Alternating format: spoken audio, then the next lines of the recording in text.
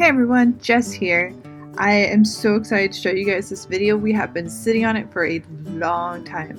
So long that one of the places actually have already shut down. Not last September, but the September before. We went to this really awesome exhibit in Tokyo called TeamLabs. TeamLabs is worldwide right now, but they had two exhibits in Tokyo, TeamLabs Planet and TeamLabs Borderless. TeamLab Planet is still open and it's the first one we went to, so if you guys are interested, you definitely want to get out here because they are shutting it down at the end of 2023. TeamLab Borderless has unfortunately already shut down as of the time of this recording, but this will be kind of a beautiful homage to what used to be TeamLabs Borderless. So to get over to TeamLab Planet, which is the one that we did first, you do have to take a monorail, which is really cool because it goes through this really awesome park and you guys see the giant Gundam and the Rainbow Bridge and all this really cool architecture. So it was really fun, even though it was a super gloomy day. Right after you arrive to TeamLabs Planet, the first thing you have to do is take off your shoes and socks. The reason why is because it's a completely sensual experience. TeamLabs Planet is geared towards all 5 of your senses. The second we walked in, we were immediately climbing this incline of cold running water. And then the next room over had plushy floors, glassy floors, like hard floors. Every single step was a completely brand new experience.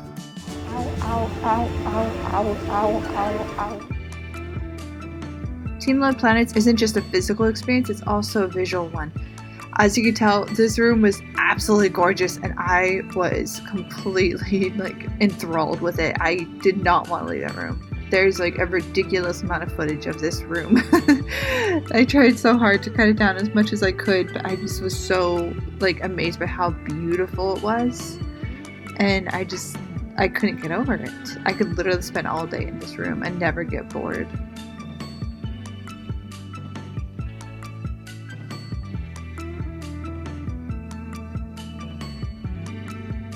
The next room over was another water room. It started with some really cloudy water, as you could see. And then before we knew it, we were inside of a really dark room with all these projections of fish on them. And each time that you would accidentally bump into one of the fish, it would explode into a little flower. And so there were just all these petals all over in the water. And it was absolutely gorgeous. The water was about knee height and it was super warm. The next room was the balloon room. This room was just packed with balloons and rainbows and lights. And as you can tell, I am once again completely enthralled with it. I am a sucker for rainbow. You were able to kind of gently nudge the balloons around. I definitely got crushed a few times by the balloons. If you are claustrophobic, it's not your best friend.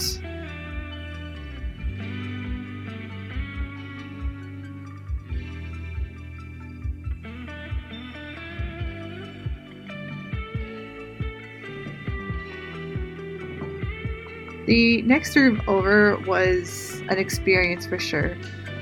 So you were in a dome and there were all these flowers flying all around you. As soon as you walk in, they immediately usher you to take a seat. And we figured out really quick why, because before we knew it, we were totally dizzy. We both had to lay down and close our eyes for a bit before trying to escape out of the room. Okay, after that room, the next thing we did was went outside into the garden where they have these egg-shaped metal balls. They're heavy on the bottom, so you can kind of nudge them and they'll just dance back and forth. If you come at night, they also light up rainbow, which is really cool. And the final room of planets is this really amazing room where they have hanging flowers. All of the flowers are real. It is absolutely gorgeous. And it was the perfect way to end our time at TeamLab Planets.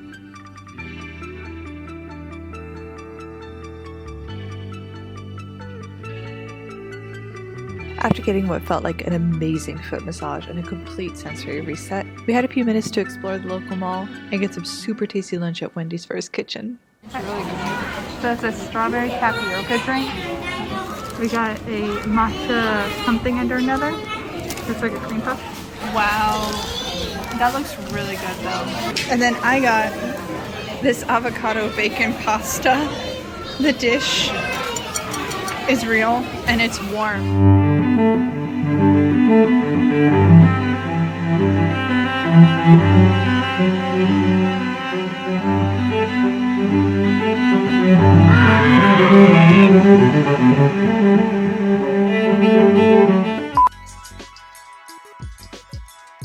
Now, TeamLabs Borderless is very different from TeamLabs Planet. TeamLabs Borderless is completely visual. There really was not much to do physical. You did not need to take off your shoes. There was no water or anything like that. It was just more for the eyes than anything. I will say that TeamLab Borderless is definitely a lot more child-friendly than TeamLab Planet. TeamLab Planet seemed like it was a lot more for adults. But TeamLab Borderless has a lot of kid-specific things that you'll see later on. But the very first thing we did when we arrived was we got in this really long line, because if you see a long line, you hop in it. And it took us up to the floating nest. This was a huge mistake on our part. It was absolutely beautiful. What they do is they have you lay down and watch a projection up on a dome. But what they don't tell you is that you are walking out onto a net with giant holes in the middle and absolutely no railing. And so I was so scared that all of my stuff was going to fall out of my pockets and go through the holes. After surviving that, we made our way over to the main attraction. This is what everyone comes for and what everyone expects to see. It's this absolutely gorgeous room where it looks like water is just falling down this mountain. I will say, we did not know that we were not allowed to slide, so we got away the first time, and then the second time was a totally different story.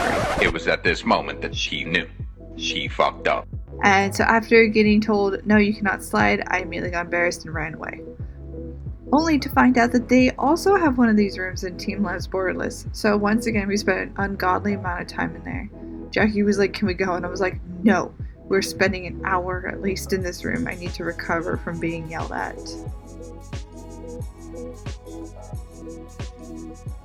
This is another thing that I was really excited to see at TeamLabs Borderless. It reminded me a lot of the floating lanterns from Disney's Tangled, and so I was really excited to be able to go in there. I did feel like we were really rushed though. They barely gave us a minute to enjoy it before they were like, get out. And that was something that was really different between TeamLabs Planet and TeamLabs Borderless, is with Planet, you had time to really enjoy each thing. TeamLabs Borderless, they were very like, get in, get out, go, go, go, go. It just felt like TeamLab Planet was like a lot more chill than TeamLabs Borderless. But TeamLabs Borderless does have a lot of very beautiful visual things, like this room full of lily pads, and it went through all 4 of the seasons. And then each of the lily pads were also on a spring, so you can kind of play with them and make them move around. There were a lot of light shows that we got to go see, a lot of different rooms with lots of different kinds of displays. And then there was this huge room that we ran into at the very end. And this is the part that I said was made more for kids. So there are all these fun things that you were able to do. And it wasn't just strictly for kids, like you could do it as an adult too. It just seemed like it was really geared towards kids.